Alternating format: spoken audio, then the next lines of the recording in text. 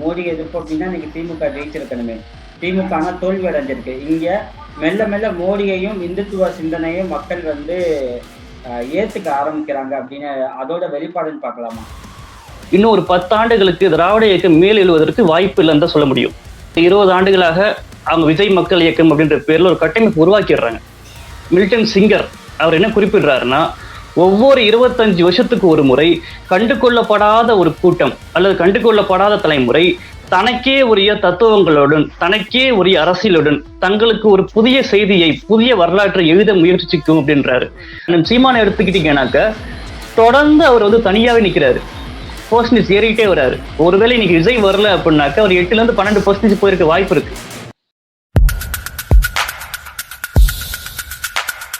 வணக்கம், நான் உங்கள் எம்எஸ்பி. தமிழ்நாட்டில் 59 ஆண்டுகளுக்கு பிறகு திராவிட கட்சிகள் இல்லாத ஒரு கட்சி வந்து ஆட்சி அமைச்சிருக்கு. இது பெரும் சவாலான, யாரும் எதிர்பார்க்காத ஒரு திருப்பு முனையா தமிழ்நாடு அரசியல் மாறி இருக்கு. ஸோ இது எப்படி மாறுச்சு, இதனால என்ன மாதிரியான பிளஸ் அண்ட் மைனஸ் நடக்குது, இது எல்லாத்தையுமே தோழர் களம் அமைப்பின் பொதுச் செயலாளர் நெய்வேலி அசோக்கிடம் பேசுவோம். சார் வணக்கம். வணக்கம் தோழர். வணக்கம் வணக்கம். இப்ப பாத்தீங்க அப்படின்னா தமிழ்நாட்டுல திமுக இல்லைன்னா அதிமுக அப்படின்ற 2 கட்சிகள் மட்டும்தான் ஆண்டுகிட்டு இருந்துச்சு. இதை உடைக்க பாஜக முதற்கொண்டு எவ்வளவோ பெரிய கட்சிகள் எல்லாம் போராடியும் முடியாத போது 2 ஆண்டுகளுக்கு முன்பு ஆரம்பித்த தாவேக வந்து அதை சாத்தியப்படுத்தியிருக்கு. இது என்ன மாதிரியான தாக்கத்தை ஏற்படுத்தும் அப்படின்னு நினைக்கிறீங்க? முதல்ல எம்எஸ்சி அவர்களுக்கு வாழ்த்துக்கள். ஒரு யூடியூப் சேனல் சக்சஸ்ஃபுல்லா ஆரம்பிச்சதுக்கு அந்த வாழ்த்துக்களை சொல்லிட்டு நான் அடுத்த கட்டத்துக்கு போல நினைக்கிறேன். இது விஜய் அவர்கள் ஒரு கட்சியாக பரிமாணித்து 2 வருஷமாக இருந்தாலும் கூட அவர்களுக்கு ஒரு கட்டமைப்பு இல்லை அப்படின்ற மாதிரியான ஒரு பிம்பம் இங்க உருவாக்கப்படுது இல்லையா? நம்ம அங்கிருந்து ஆரம்பிப்போம். ஏறத்தாழ ஒரு 20 ஆண்டுகளாக அவங்க விஜய் மக்கள் இயக்கம் அப்படின்ற பேர்ல ஒரு கட்டமைப்பு உருவாக்கிடுறாங்க. மெல்ல மெல்ல மெல்ல யங்ஸ்டர்ஸ் மூலியமா. ஏன்னா ஒரு ஆர்கனைசேஷன் அப்படின்றதுக்கு ஒரு கூட்டு முயற்சி தேவைப்படுது. அந்த கூட்டு முயற்சி அங்க ஏற்கனவே இருக்கு. அந்த பாயிண்ட் இங்க பொதுவா யாரும் எடுத்துக்கிறது இல்லை. ஒண்ணு, இங்க திரைத்துறையும் திராவிட இயக்கத்தையும் பிரிச்சு பார்க்க முடியாது.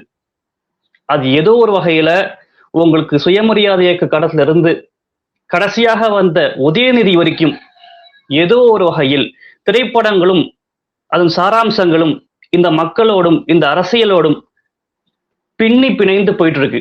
அதையும் யாரும் மறுக்க முடியாது. ஆக திரைப்படத்துல இருந்து வந்துட்டாரு இல்ல திரைத்துறையிலிருந்து வந்திருக்காரு அப்படின்ற குற்றச்சாட்டை நம்ம தார்மீகமாக வைக்க முடியாது. இந்த ஒரு பார்வையை வச்சுக்கோங்க. இதற்கு முன்னாடி இந்திய அரசியலில் இப்படி ஒரு பாயிண்ட் நடந்திருக்குனாக்க அது நம்மளுடைய அங்க என்டிஆர் அங்க மட்டும் நடந்திருக்கு. அதே பாணி இங்க நடந்திருக்கு அப்படின்னாக்க இது எதை திராவிட கட்சிகளின் மீது அல்லது திராவிட சித்தாந்தத்தின் மீது இருக்கக்கூடிய வெறுப்பு நம்ம எடுத்துக்க முடியாது. இது இங்கிருந்த திராவிட கட்சிகளில் இருந்த பண்ணையார் மனப்பான்மையும் இங்கே அவர்களுக்காக அந்த சொத்து சேர்த்து லஞ்ச லாவணியத்தின் மீது வந்து வெறுப்பும், அதை போலவே அந்த தத்துவத்தை ஒட்டி இங்கே கட்டமைக்கப்பட்ட பியூரோக்ராட்ஸ் இருக்காங்க இல்லையா, அந்த பியூரோக்ராட்ஸோடைய அதிகாரத்தன்மை அதெல்லாம் சேர்ந்து சேர்ந்து சேர்ந்து மக்கள் கிட்ட, குறிப்பா இந்திய தலைமுறை 90களுக்கு பிறகு வந்த தலைமுறை அந்த லிபரலைசேஷன் குளோபலைசேஷன்லாம் சரியாக கையாளாம அதன் மூலியமாக உருவான ஒரு தலைமுறை இன்னைக்கு எதிர்கேள்வியாக வைக்கக்கூடிய ஒரு எதிர்மரபா தான் இங்க வந்திருக்கு. திராவிட இயக்கம் எப்படி காங்கிரஸ் எதிர்த்து கேள்வி கேட்டு வந்ததோ அதே போலவே இன்னைக்கு மக்கள் தன்னெழுச்சியா தான் வந்திருக்கான். இதை எதோ அவங்கள தற்கொலைன்னு சொல்லிட்டு பேசிட்டு இருக்க முடியாது. அந்த எதிர்கேள்வி வைத்து அரசுக்கு எதிரான ஒரு இது போராட்டம் இது உலகம் முழுக்க இன்னைக்கு போயிட்டு இருக்குங்க. ஈஜிப்ட் எடுத்துக்குங்க, ஜோர்டான் எடுத்துக்குங்க, ஸ்ரீலங்கா எடுத்துக்குங்க, பர்மா எடுத்துக்கோங்க, பூட்டான் எடுத்துக்கோங்க, நேபாள், எல்லா இடத்துலயுமே நம்ம பார்த்துருக்கோம். சமகாலத்துல ஒரு 2 வருஷத்துக்குள்ளார எல்லா இடத்துலயுமே ஏதோ ஒரு வகையிலான அரசுக்கு எதிரான ஒரு வன்முறை நடந்தது. அதனுடைய ஒரு பிரதிபலிப்பா தான் இங்க வருது. ஆனா இங்கே ஒரு ஜனநாயக முறையில் ஆயிடுச்சு. ஜனநாயக முறையில் ஆகிட்டு ஏற்கனவே இருந்த கட்டமைப்பை தூக்கி போட்டுட்டு நாங்களே எங்களுக்கான மறு கட்டமைப்பு உருவாக்குறோம் அப்படின்ற பேர்ல வராங்க. ஒரு அமெரிக்க தத்துவ இல்ல ஒரு அமெரிக்க ஆய்வாளர் மில்டன் சிங்கர் அவர் என்ன குறிப்பிடுறாருன்னா, ஒவ்வொரு 25 வருஷத்துக்கு ஒரு முறை கண்டுகொள்ளப்படாத ஒரு கூட்டம் அல்லது கண்டுகொள்ளப்படாத தலைமுறை தனக்கே உரிய தத்துவங்களுடன் தனக்கே உரிய அரசியலுடன் தங்களுக்கு ஒரு புதிய செய்தியை புதிய வரலாற்றை எழுத முயற்சிக்கும் அப்படின்றாரு. அந்த வகையில தான் நம்ம பார்க்க முடியும். இது திராவிட இயக்கத்திற்கு ஒரு சருகலான்னு கேட்டா மிகப்பெரிய அடி. இதை இன்னும் சரியா பரிசீலிக்கல. திராவிட இயக்கம் சுத்தமா மறு பரிசீலனை செய்துகிட்டு மீண்டும் மறுகட்டமைப்பு உருவாக்கினா மட்டும்தான் இதற்கு வாய்ப்பு இருக்கே தவிர, இல்லைன்னா ஏறத்தாழ 20 ஆண்டுகளுக்கு இன்னும் ஒரு 10 ஆண்டுகளுக்கு திராவிட இயக்கம் மேல் எழுவதற்கு வாய்ப்பு இல்லைன்னு தான் சொல்ல முடியும். பிஜேபிக்கு எதிரான ஒரு மிகப்பெரிய அளவுல போராட்டம் போயிட்டு இருக்கு. அதனுடைய நீட்சியை தான் திமுக அறுவடை பண்ணுது 2021 எலெக்ஷன்ல. அன்னைக்கு திமுக கூட பெரிய அளவுல போராட்டங்கள் எடுக்கல. ஆனா என்னன்னாக்க அதன் பிறகு அந்த கட்டமைப்பு அப்படியே உடஞ்சு போயிடுது. நீங்க எப்படிதான் எடுத்துக்கணும். அந்த பெரியாரிய உணர்வாளர் கூட்டமைப்பா இருக்கட்டும் அல்லது தமிழக வாழ்வுரிமை கூட்டமைப்பா இருக்கட்டும், அது மெல்ல மெல்ல என்ன ஆகுதுன்னா, அது என்னைக்கு அவங்க ஒரு வேல்முருகன் அவர்கள் ஓட்டு மீண்டும் எம்எல்ஏ ஆயிடுறாரோ அந்த கட்டமைப்பு அப்படியே உடையுது. என்னைக்கெல்லாம் பார்த்துருப்பீங்க, எல்லாரும் பார்த்துருப்போம். மோடிக்கு பலன் விட்டது, ஐபிஎல் மேட்ச் இழுத்து பூட்டினது, நெய்வேலியில போராட்டம், எல்லாரும் பார்த்துருக்கக்கூடிய வாய்ப்பு இருக்கு. ஆனா அதன் பிறகு அப்படி ஒரு போராட்டம் மரபே இங்க வரல. அதே கூட்டம் ஒருவேளை இருந்திருந்தால் இன்றைக்கு மேல்பாதியா இருக்கட்டும் அல்லது எந்த ஒரு இடமா இருந்தாலும் அந்த பெரியாரியத்தோட நின்றுப்பாங்க. இது ஒண்ணு. அதன் பிறகு என்ன ஆகுது, திமுக அதிமுகவை தன்னுடைய எதிர்கட்சியாக நிற்க வைக்காமல் அல்லது அதிமுகவை தன்னுடைய எதிர் இலக்காக நிற்க வைக்காம என்ன பண்றான்னா மெல்ல மெல்ல பிஜேபி பக்கம் நகர்றான். பிஜேபி தான் எதிரி, டெல்லி தான் நம்ம எதிரி, மாநில உரிமைக்கு இப்ப எதிராக இருக்குன்ற மாதிரி கொண்டு போய் இங்க ஒரு மூளை செலவை செய்யப்படுது முழுக்க முழுக்க.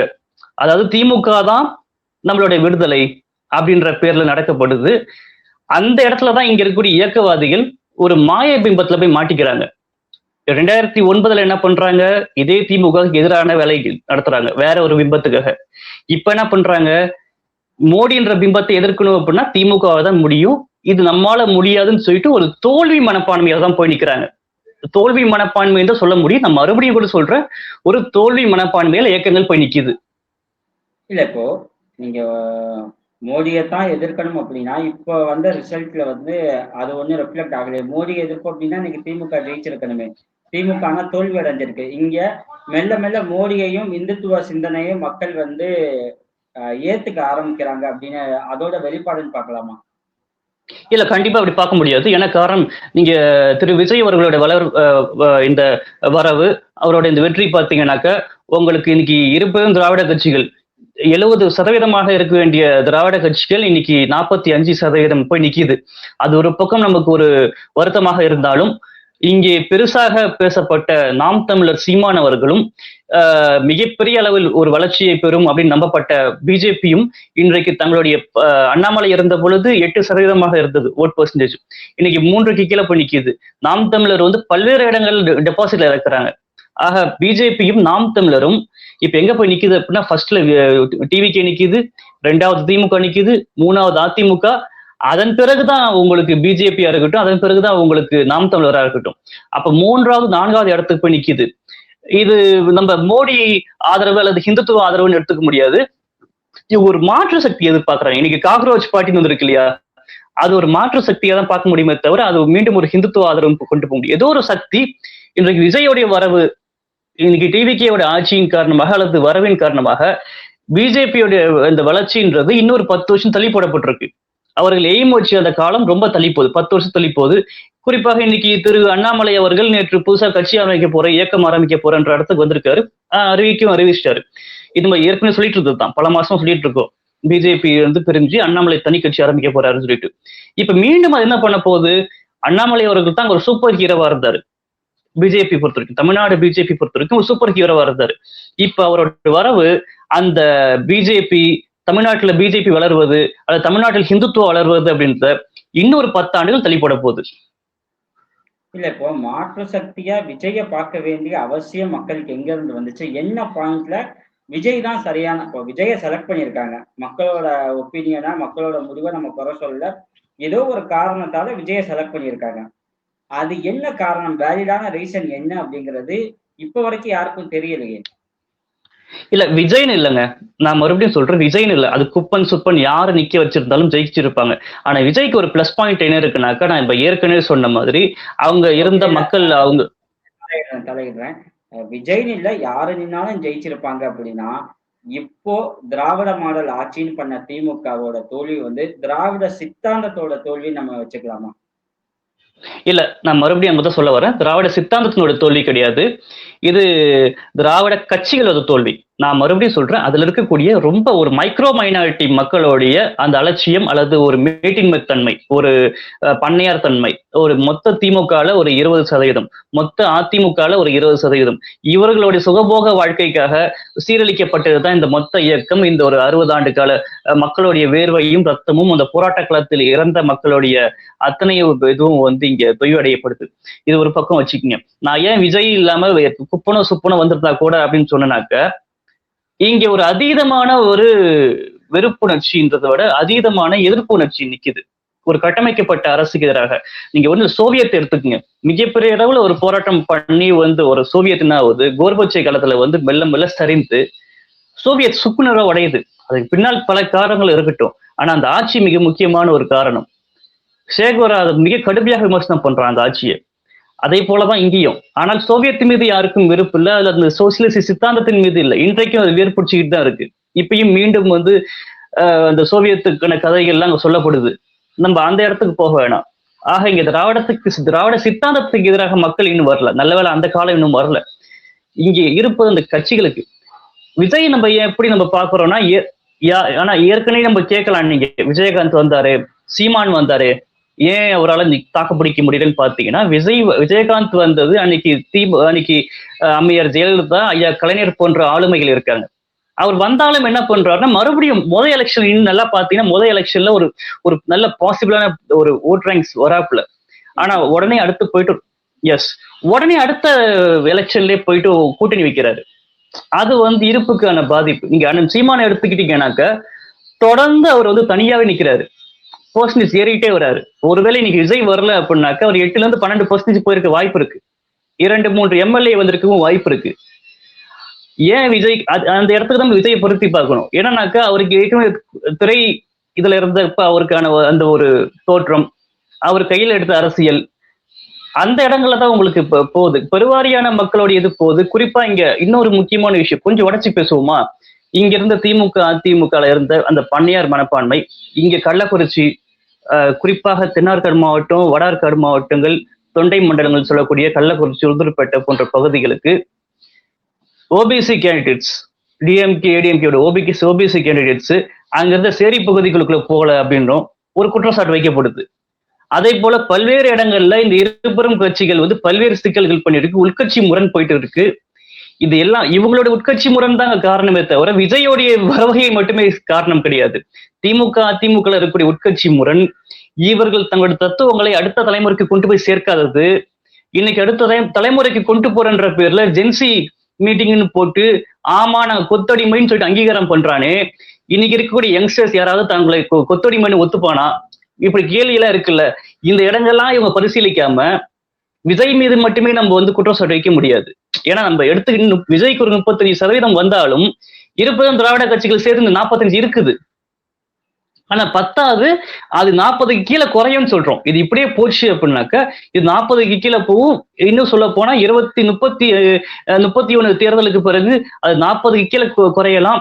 35க்கு கீழே போயிருச்சு அப்படின்னாக்க ஒரு திராவிட கட்சிக்கு முழுமையாக பூட்டு போடப்படுதுன்னு அர்த்தம்.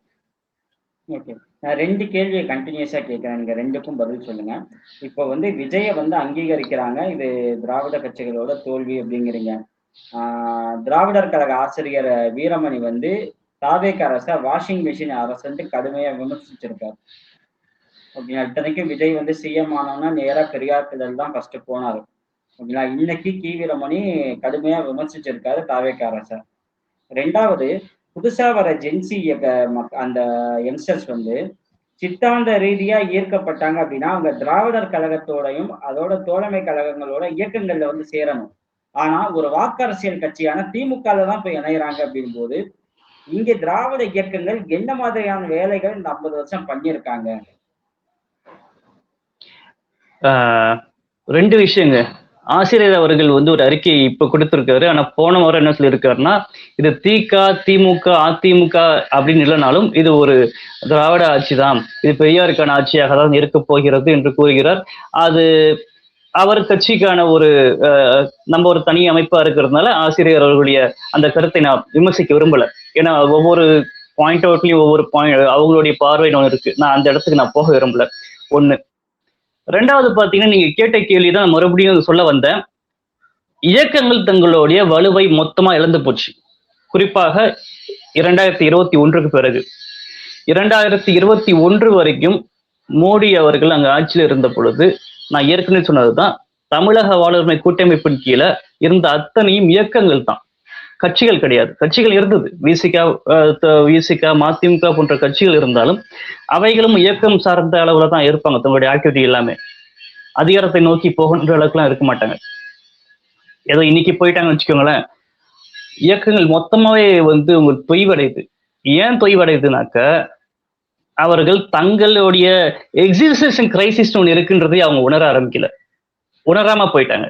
குறிப்பா 2009க்கு பிறகு என்ன பண்றாங்கன்னா, 2009 காலகட்டங்கள்ல அவங்க சீமானை விளக்க பார்த்தாங்க. யாருக்கு எதிராக? திமுகவுக்கு எதிராக.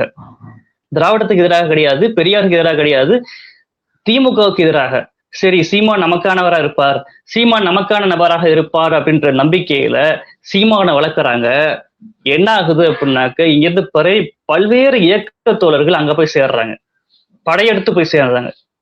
என்னன்னா, மொத்தமா அவர்கள் பிரெயின் வாஷ் செய்யப்பட்டு பல்வேறு முக்கிய தோழர்கள் இன்னைக்கு நாம் தமிழர் கட்சியில இருக்காங்க. அது ஒண்ணுங்க. ரெண்டாவது பாத்தீங்கன்னா, அந்த மிகப்பெரிய ஒரு பிம்பம் பிஜேபி RSS என்ற மிகப்பெரிய பிம்பத்தை எதிர்த்து நம்மளால போராட முடியுமா அப்படின்ற தோல்வி மனப்பான்மை. இது அதே மாதிரி நல்லா யோசிச்சு பாருங்க. ஒரு இயக்க அரசியலுக்கு ஏன் வரணும் இவன்? இங்க இருக்க யங்ஸ்டர்ஸ் ஏன் வரணும்? இவன் ரோட்ல நிக்க போராடுறதுக்கா? இவன் எடுக்கக்கூடிய போராட்டம் ஏதாவது ஒன்னாவது ஒரு அடுத்த கட்டத்துக்கு நகருதா? சிறை செல்றதுக்கா? குறைஞ்சபட்சம் திமுகவுக்கு போனா ஏதோ ஒரு வார்டு மெம்பர் ஆகலாம், அந்த நம்பிக்கை அவனுக்கு இருக்கு. அப்படி எந்த ஒரு நம்பிக்கையும் இயக்கங்கள் இங்க கொடுக்க மறுத்துப்போச்சு. இங்க தனக்கான சக்திக்கு இழந்து பண்ணிக்குது. அது 2009ல இன்னைக்கு இழந்து போச்சுன்னு தான் நம்மளோட பார்வையா இருக்குது. இன்னைக்கு ஒண்ணு இல்லைங்க, எங்க தோழர்கள் அமைப்பு சொல்றேன். இந்த தேர்தலுக்கு முன்னாடி ஒரு 2 மாசத்துக்கு கரூர் பகுதியில ஒரு அருந்ததி சமூகத்தை சார்ந்த ஒருவரை ஒரு கவுண்டர் சமூகத்தினவர் தாக்கிடுறாரு. அதற்கு அதே கவுண்டர் சமூகத்தை சார்ந்தவர்களும் அந்த அருந்ததி சமூகத்தை சார்ந்த மக்களுக்காக போய் நிக்கிறாங்க. அவங்க இயக்கவாதிகள் கிடையாது. ஏன்னா, நான் திராவிடம் எங்க வேலை செஞ்சிருக்குன்னு. ஒரு அருந்ததியை ஒரு கவுண்டர் சமூகத்தை சார்ந்த ஒரு நபர் சாதி வெறியை தாக்குறாரு. அதை கண்டித்து அங்க இருக்கக்கூடிய இயக்கங்கள் நிக்குது. அதே போல அங்க இருக்கக்கூடிய கவுண்டர் சமூகத்து மக்களும் அந்த அருந்ததிய மக்களுக்கு ஆதரவாக நிக்கிறாங்க, பாவம் பண்ணி நிக்கிறாங்க. ஆனால் இயக்கங்களுக்கு ஒரு போன் கால் வருது. அந்த பகுதியோடைய ஒரு முக்கிய திமுக முக்கிய நபருக்கு போன் கால் வருது. இல்லங்க தோழர், இந்த மாதிரி எலெக்ஷன் வருது, நீங்க இப்படி எல்லாம் பண்ண வேணாம், கொஞ்சம் தள்ளி போடுங்கன்றாங்க. அப்போ என்ன நடக்குது இங்க? யாரை இங்க மாத்தி அமைக்க பாக்குறாங்க? எதற்காக திமுக ஆரம்பிக்கப்பட்டது? இயக்கங்கள் நிக்கிறாங்க, ஆனால் இயக்கங்கள் போய் ஒளிஞ்சிக்குது போயிட்டு, தங்களுக்கான ஒரே விமோச்சனம் தீர்ப்பு நிக்குது போயிட்டு. இன்னைக்கு இருக்கக்கூடிய மொத்த இயக்கவாதிகளும் தங்களுடைய தலைமையோ தங்கள் தலைவரையோ அல்லது தாங்கள் ஏற்றுக்கொண்ட கொள்கையையோ மறந்து போயிட்டு ஒரு ஓட்டு கட்சி தான் சர்வ விமோசனம் நிக்கிறாங்க. நான் இது இப்ப தோத்து போல 2009ல இருந்து இவங்க வீழ்ச்சி அடையுதுன்னு சொல்றேன். இல்ல, அப்போ திமுக பிரமுகர்கிட்ட இருந்து கால் வந்துச்சு அப்படின்னா அதை கேட்க வேண்டிய நிர்பந்தம் இயக்கங்களுக்கு ஏன் வந்துச்சுன்னு தான் நம்ம கேள்வி. வாக்கு அரசியல் கட்சி வெற்றி தோல்வி அது உங்க பொறுப்பு, அதுல நாங்க தலையிடல. எங்க வேலையை நீங்க டிஸ்டர்ப் பண்ணாதீங்கன்னு உங்க மக்கள் பக்கம் நின்று இருக்கணும். இல்ல, சமரசம் இல்லாம நிக்கிறாங்க தோழர். சில இயக்கங்கள் நிக்குது, ஆனா பெரும்பான்மை இயக்கங்கள் அது வேற வடிவமாக போய் மாறி போய் நிக்குது. அங்கதான் சிக்கல். ஒரு தன்னலமற்ற வந்தாங்க இல்லையா, அந்த இடம்லாம் நீங்க மாறி போயிடுச்சுங்க. இல்லையா, நம்ம கேள்வி அந்த இடம் தான் சிக்கல். பாஜகவுக்கு எதிரான சக்தினா பாஜக ஒரு வாக்கு அரசியல்ல தீவிரமா செயல்படும் போது RSS எந்த சமரசமும் இல்லாம அதோட வேலையை பண்ணிட்டு இருக்கு. இங்க இயக்கங்கள் திமுகவை காப்பாத்துறன்ற பேர்ல ஆரம்பிச்சு திமுக முதுகுக்கு பின்னாடி போய் ஒளிஞ்சுக்கிட்ட கதை தான் இருக்கு. இப்போ எந்த வாக்கரசியல் இருக்க எந்த கட்சிக்கும் ஒரு நாள் தேக்கம் வரும், அழிவு வரும். தன்னை அப்டேட் பண்ணிக்கல அப்படின்னா அது எந்த கட்சியா வேணாலும் இருக்கட்டும். ஆனா இயக்கங்களுக்கும் கொள்கைகளுக்கும் அப்படி கிடையாது. இப்போ திமுக பின்னாடி போய் இந்த இயக்கங்களும் ஒரு சித்தாந்தமும் ஒளிந்து கொண்டால் நாளைக்கு திமுகவோட வாக்கு சதவீதம் வந்து இறங்கும் போது, திமுக வந்து ஒரு முன்னணி கட்சியா இல்லாம மறையும் போது, அதோட சேர்ந்து இந்த இயக்கங்களும் கொள்கையும் நீர்த்து போகும் அப்படிங்கிற ஒரு புரிதல் வந்து ஏன் இயக்கங்களுக்கு இல்லை அப்படிங்கிற கேள்வி இருக்கு. கண்டிப்பா கண்டிப்பா மறையும். இது நம்ம ஏற்கனவே சொன்னதுதான், ஏற்கனவே மெல்ல மெல்ல மெல்ல மறைஞ்சு வந்து போச்சு. இப்ப எங்க பகுதியில் எடுத்தீங்கன்னாக்க, பெரியார் இருந்த காலத்துல இங்க 700க்கும் மேற்பட்ட பெரியாரிய குடும்பங்கள் இருக்கு. ஆனா இன்னைக்கு விரலிட்டு எண்ணக்கூடிய பெரியாரிய தோழர்கள் தான் இருக்காங்க. இதான் கணக்கீடு இன்னைக்கு. ஆனா தமிழ்நாடு முழுக்க வந்து ஸ்கிராம்பிள்டா, ஆர்கனைஸ்டா இல்லாம பல்வேறு ஒரு 2-3 லட்சம் பேருக்கு மேல இருக்கான். நீங்க ஏன்னா அந்த திருச்சியில நடந்த கருஞ்சட்டை மாநாடு நமக்கு அதான் வந்து நமக்கான ஒரு சாட்சி. ஆனா அத்தனை பேரும் இயக்கத்துல இருக்கானா, இயக்கத்துல இல்ல. அதே போல நீங்க இப்ப எந்த புத்தக சந்தை எடுத்தாலும் அங்க பெரியார் புத்தகம் வந்து அதிகம் விற்பனை ஆகுது. ஆனா அத்தனை பேரும் அங்க வந்து பாத்தீங்கன்னா இயக்கத்துல இல்ல. காரணம், இருக்கக்கூடிய தலைமை ஒரு ஜனரஞ்சக அரசியல் இல்ல. பேசிய அரசியலே திருப்பி திருப்பி பேசிட்டு இருக்கான். 1950 1940 நிக்கிறான். இன்னும் காமராஜர் ஆட்சியிலே நிக்கலாம். அடுத்து கக்கன் ஆட்சி வந்து போச்சு, அண்ணா ஆட்சி வந்து போச்சு, அதை பத்தி பேச மாட்டான். இன்றைக்கும் நீங்க பயிற்சி பற்ற எடுத்துக்கிட்டீங்கன்னாக்க 35ல என்ன பேசினாங்களோ அதே தான் பேசிட்டு இருப்பான். இன்றைக்கு இருக்கக்கூடிய நவீன தளத்துக்குள்ள கொண்டு வர மாட்டேன்றான். ஒரு பின்னவீனத்துவ இடத்துல நிக்கிறோம். ஒரு குளோபலைசேஷன் ஆன பிறகு என்ன ஆயிருக்கு, இது எதையுமே பேச இவங்க தயாரா இல்லை. இன்னும் சொல்ல போனா இன்றைக்கு கூட இயக்கவாதிகள் கிட்ட நீங்க போய் பேசுனீங்கன்னா அந்த புரட்சி மதிப்பு இல்லை. ஆனா 90% நபர்கள் கிட்ட நீங்க பாலஸ்தீன் இஷ்யூவை பத்தி கேட்டீங்கன்னா சரியான பதில் இருக்காது. சரியான பயிற்சி பெற்ற கிடையாது. ஆனால் 1938 1945 1949 காலகட்டங்கள்லயே இங்க பாலஸ்தீனம்னா என்ன, இஸ்ரேல்னா என்னன்னு சொல்லிட்டு குடியரசுல விடுதலையில மிக தெளிவாக கட்டுரை எழுதப்பட்டிருக்கு. அது எதுவுமே இங்க வாசிக்கிற பழக்கம் முழுக்க முழுக்க போயிடுச்சு. எல்லாமே இங்க இயக்கவாதிகளுக்கான சரி பயிற்சி பற்றை என்பது மீண்டும் மீண்டும் அரைச்சமாவே அரைச்சிட்டு இருக்காங்க. எத்தனை பெரியாரை மேடைகள்ல இன்றைய காலகட்டத்துக்கான அரசியல் பேசப்படுது. மீண்டும் 30களோட அரசியல், மீண்டும் 40களோட அரசியல்.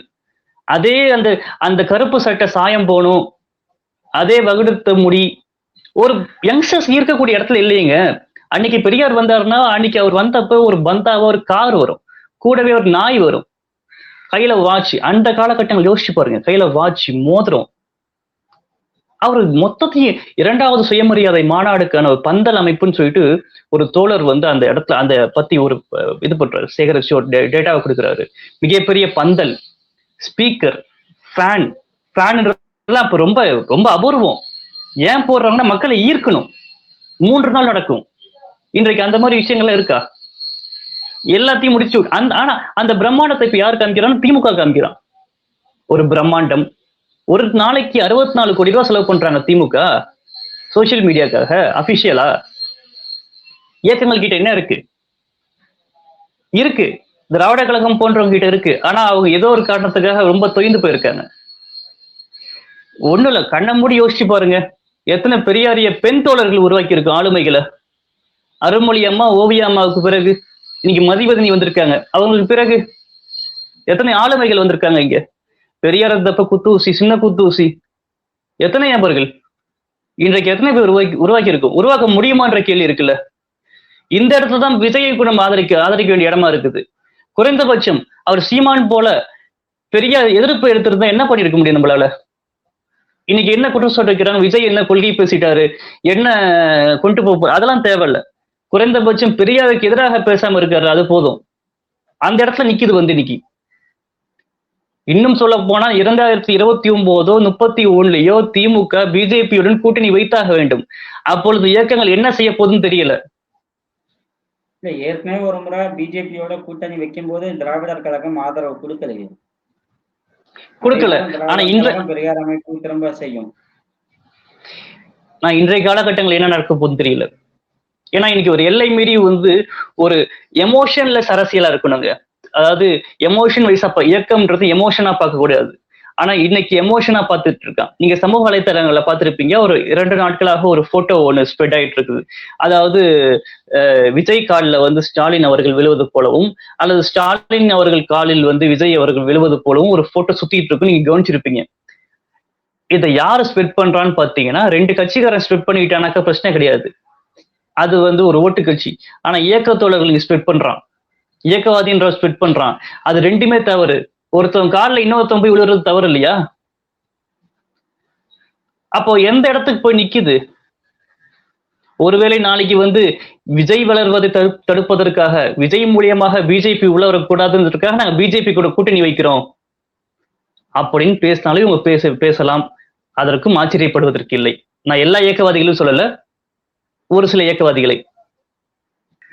அதிமுகவும் திமுகவும் ஒன்று சேரப்போகுது, ஒன்று சேர்ந்து இங்க ஆட்சி அமைக்க போகுதுன்னு சொல்றவனவே என்ன நடக்குதுன்னு கூட தெரியாம நைட்டோட நைட்டா ஒரு தலைவர் லைவ் போடுறாரு. இன்னொரு தலைவர் வந்து 2 பேரும் அண்ணன் தம்பி தானே, ஆனால் என்ன, அப்படி ஆனால் என்ன அப்படின்னு சொல்லிட்டு ஒரு போடுறாரு. அப்படியெல்லாம் இருக்கும்போது எந்த நம்பிக்கையில இவங்க வந்து பிஜேபி எதிர்ப்பாங்கன்றீங்க? இப்ப அண்ணாமலை வந்து திரும்ப வந்து தனி கட்சி ஆரம்பிச்சு உள்ள வரார், பாஜக இருந்து விலகி. அண்ணாமலைய திராவிட இயக்க சித்தாந்தம் கொண்ட இயக்கங்கள் எப்படி கவனிக்கிறீங்க?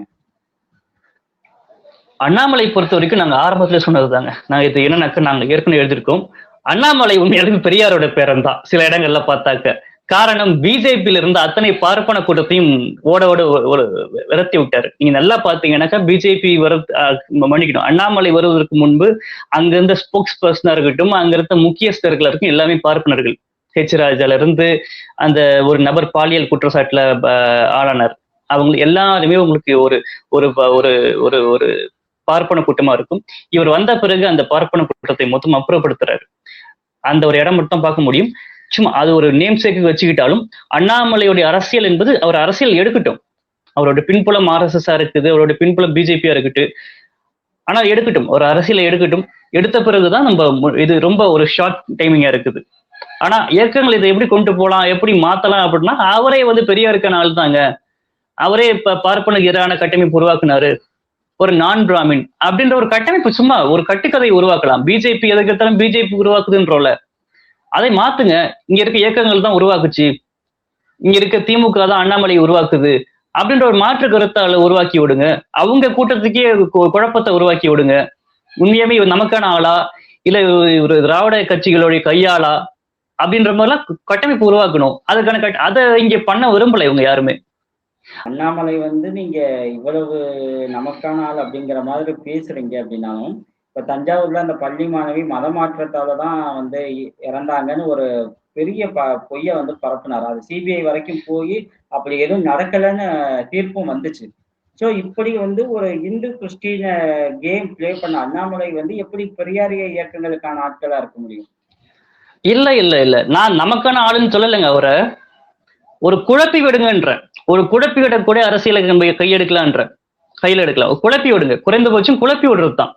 இதுக்கு பெரியார் என்ன பண்ணுவாருன்னா, என் கட்சியில இருந்து வெளில போறீங்கன்னா காங்கிரஸ்ல போய் சேருங்க, காங்கிரஸ்ல போய் காமராஜர் கூட இருங்கன்னு.